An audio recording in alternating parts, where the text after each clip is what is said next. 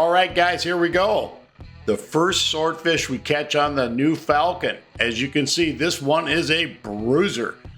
After all, I've had the boat almost 2 weeks now, so I got out and got to do a little sword fishing. So welcome to today's offshore adventure. Grab your life jackets and hang on, and welcome aboard.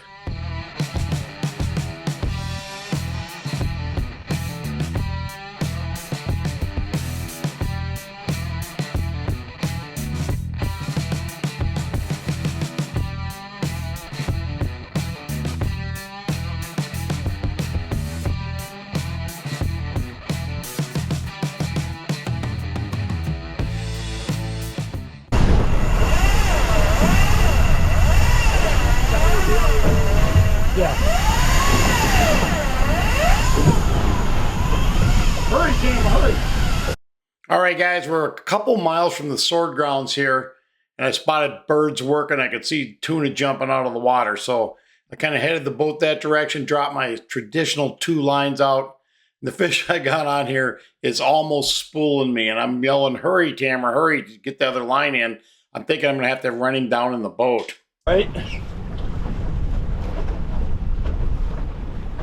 Okay, so I know we were in a school of tuna, and this thing dumped, I'd say, almost half the reel. Great big skipjack is my guess. Typically, guys, when you're offshore, if you hook a skipjack, they do a giant power run, and they usually do a second mid-size run. So if you hook a tuna and it's just dumping you, that's probably what you've got on at that point. It's real.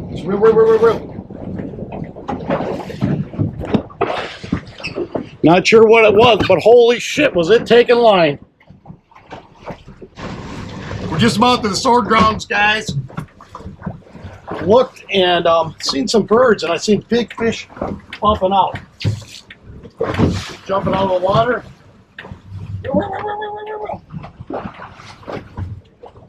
Okay, so after reeling this fish back in about 3/4 of the spool, it's coming up on this direction on this side of the boat. It rapidly changed direction on us. I had to grab the rod, hand it to Tamara, flip it over the top of the motors. The fish just hauled ass to the other side of the boat. So we made a quick change up to that side. Tamara's back on the rod. I'm getting everything out of the way. I'm going to try to gaff the fish from this direction.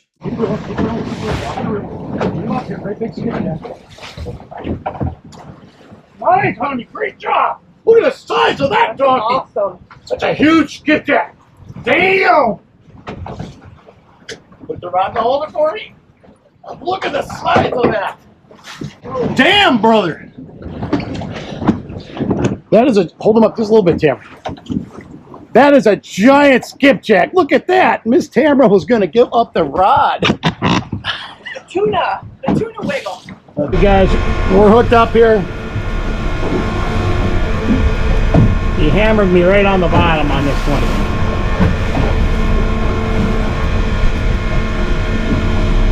I got both engines running. I can't. He's running up this way. So. All right, guys, here you go. The fish piled on the bait. Almost about mid-drift here. The fish piled on it after I hit the bottom. Actually thought I hooked bottom for a couple seconds. Then it started coming up. I don't have the buoy in yet. The fish is coming up too fast. I'm trying to make a decision here. Do I pull the buoy or try to pull the buoy? I'm going to wait to see what happens. Okay, I decided not to pull the buoy. The fish is continuing to come up. The weight is coming at me right now. I'm just getting ready to grab the weight. I'm going to put Tamara on the rod as well. Fish is coming up. Always a delicate spot. This is probably the most crucial part initially in the swordfish battle. Now, if you take a look at the line, you can see the angle of the mono is going kind of out. Okay, guys, right here, you're going to see me back the drag down just a little bit. That enabled me to pull some line from the reel so I could get the weight off. I could tell by holding onto the line, I wasn't going to be able to move the fish by hand. The fish is hanging right next to the boat, guys. I've got the buoy rod still out, so this really kind of complicates things a little bit with how you've got to drive the boat, because you can't spin a circle on the fish. If you need to, you got to go back and forth.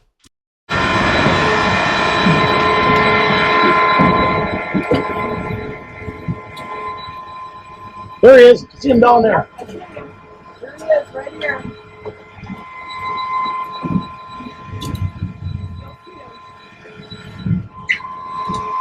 Right here. Right there. Go under the boat. Get it under the boat. So with the buoy being still out, I let the fish go up under the boat.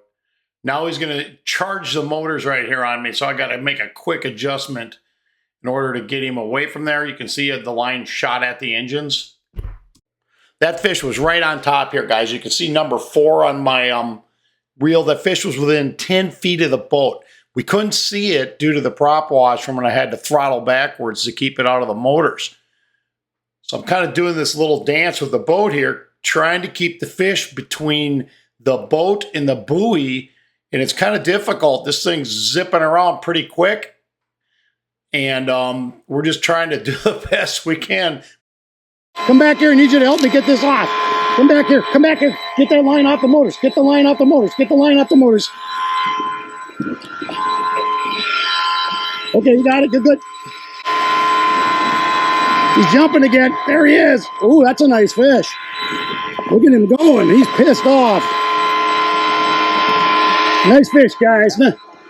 That's a nice sword there. All right, after seeing the fish jump, and that was the second time, I missed the first one with the camera, guys, but after seeing the fish jump that time, I know we got a little bigger fish going on here, and I've had the harpoon ready. I'm getting it close. I got a feeling the shot's going to take place here pretty quick. So you want to make sure, one, your ropes and everything are ready. You got a little extra line, which I'm pulling off here because that is a bigger fish than I originally anticipated it was. So I'm ready to go with the poon right now. Hey, he's down there.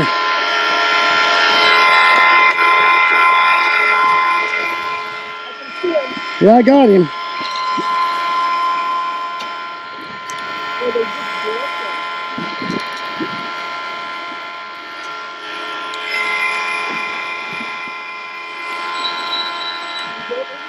Yeah, I got him.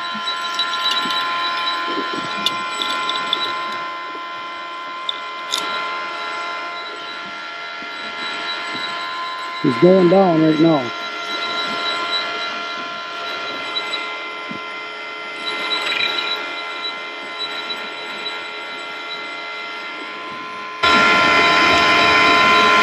How deep are we? 1,500?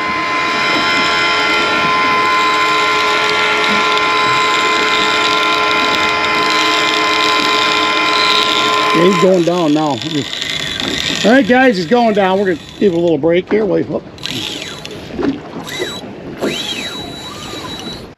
All right, guys, I'm working the reel here. When we're sword fishing, or when I'm sword fishing, originally that blue tape on the left side there had marks with where the drag was at exactly, blah, blah, blah, 20, 30, 40, 15, 10. The LP got stuck there, and it was spooling the line in one spot. I was having an issue with it. You need to be very familiar with your equipment so you know how I can fix something like that on this particular reel. To me, it's still the best sword fishing reel, but it does have a little glitch on occasion. So this fish is diving back down. You can see it 430, 440, 445. She's going down. Guys, we decided to bring the buoy in. We had to. We're in 1,100 feet of water. Fish is throttling out on Tamara right now.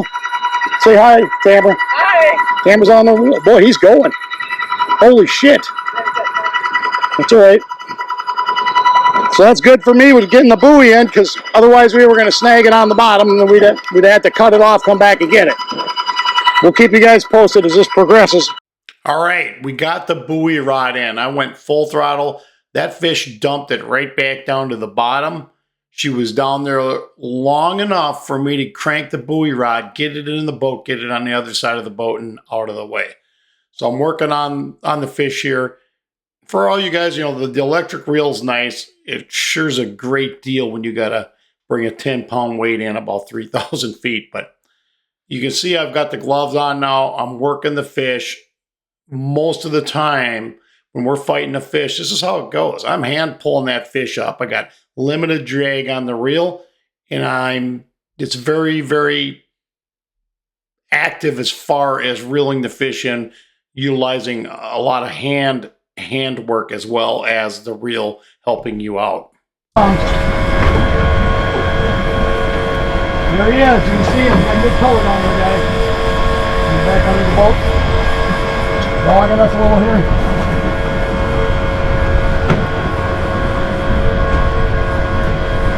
I'll start doing these tuna circles. Here he comes. Here he comes. Oh shit! Damn, by the run! Push the run! Push the run! Push the run! Push the red button! Stop! Jesus! Push the red button! One button, just one! One! Bring it in! Bring it in, honey! Bring it! All right, I missed the fish with the harpoon. Can you guys believe that? We got a shit show going now. You could see the fish come up and burn back the other direction. The rod got slack. I threw Tamara on the reel quick here. She was helping out part way, but I'm trying to watch her to make sure she doesn't jam those lights into the tip of the rod, and missed it with the harpoon. This goes in between the paint stick. Tighten it up. Stick it in there. Tighten it up. Hurry, Tamara, hurry. Okay.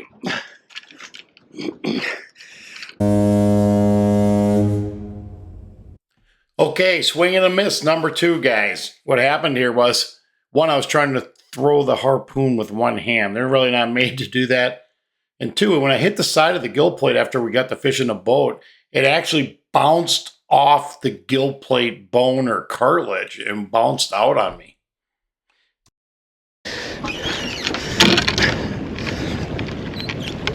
There, I got the dart in him. There, we ain't gonna lose him now. Okay, hold on to that gaff, hon. Get this out of the way. So, holy shit, that's a big fish. Okay, if he goes, watch the line, okay? I don't think he's going anywhere after that.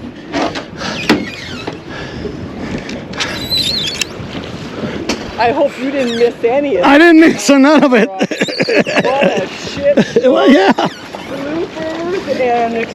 Okay, here we go. We're going to drag the swordfish onto the new Falcon. This is the first sword I've caught on this vessel, so a little different configuration, and it's ended up weighing 253 pounds. If you're going to break it in, you might as well do it on a decent sized fish. So we got the fish ready. Tamara's got the gaffs. I've got basically the meat hook or the hay hook coming right now. She's handing to me. I'm going to hook that hook into the eye socket of the fish. They don't tear out that way. So I'm going to hook that into his eye socket really quick, and we're going to drag the fish into the boat right now.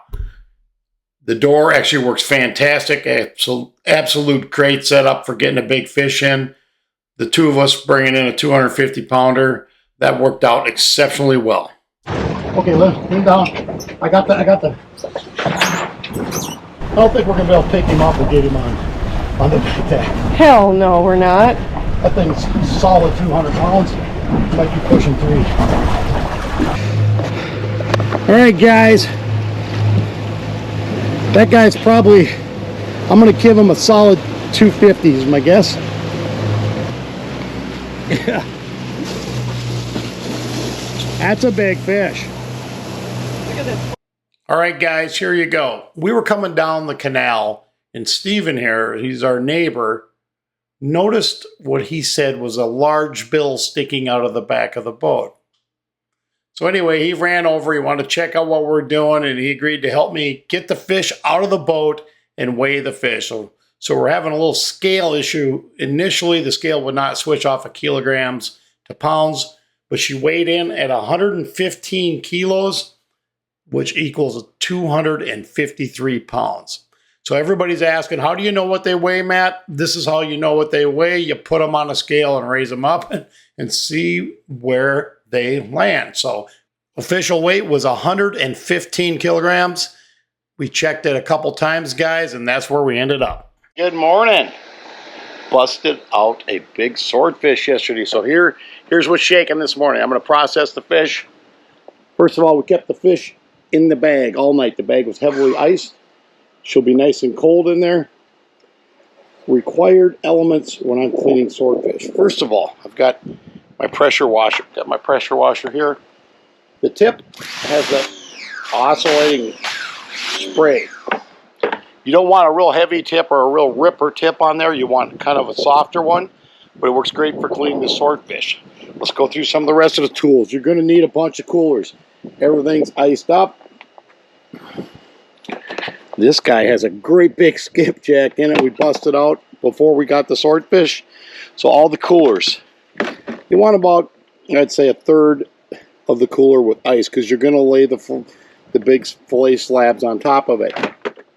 Other necessary equipment pieces. First of all, the work sharpener. I'll put links to this below, but the work sharp sharpener, you turn it on, you just run your blade through it. These things are razor sharp right now. So that's what I use to sharpen them up. And the Sawzall. The Sawzall gets utilized to take and cut the tail off, cut the bill off, cut the head off. These things have great big bones in them. You're not going to get them out with a standard knife. So here we go, pressure wash time.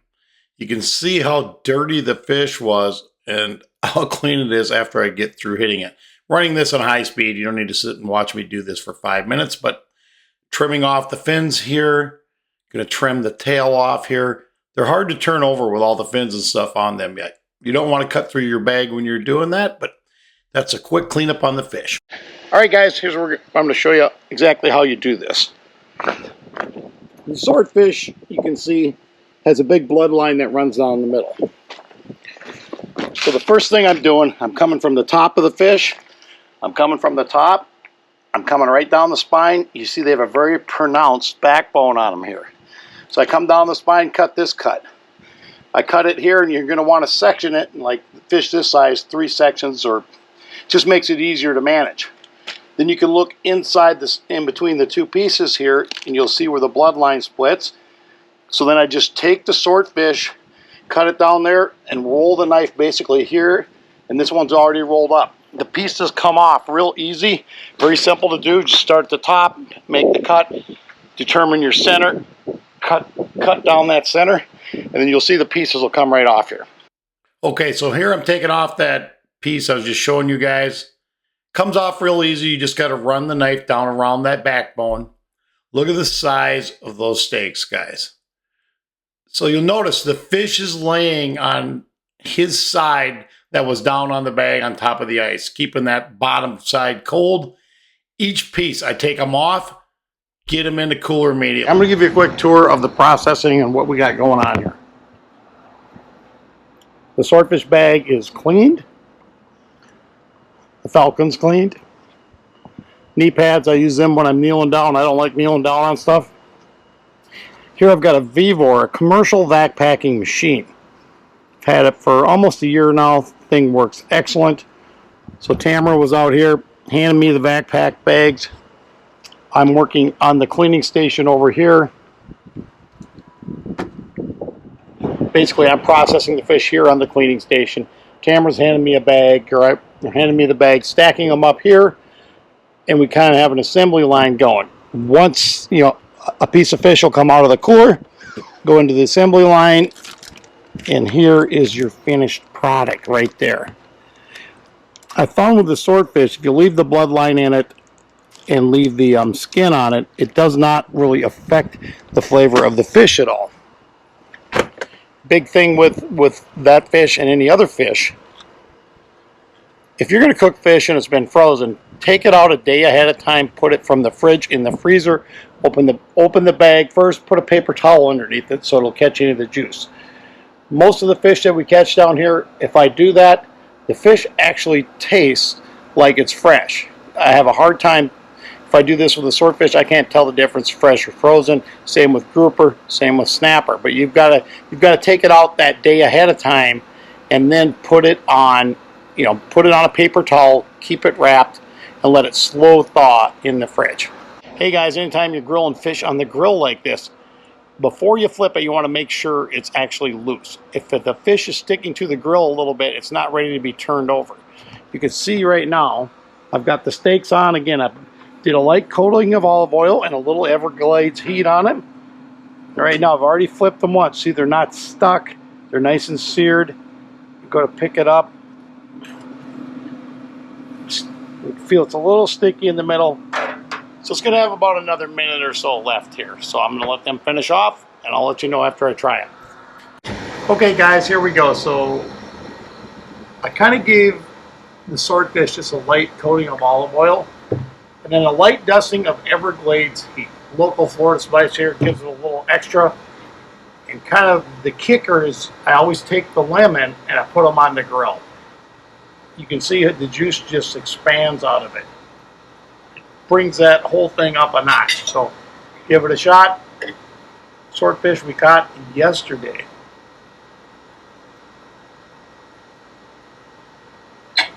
Absolutely fantastic. All right, guys, Captain Matt here signing off for today. If you haven't had a chance yet, please smash that subscribe button. Otherwise, give me a big thumbs up on the like button if you like today's video. This is Captain Matt signing off.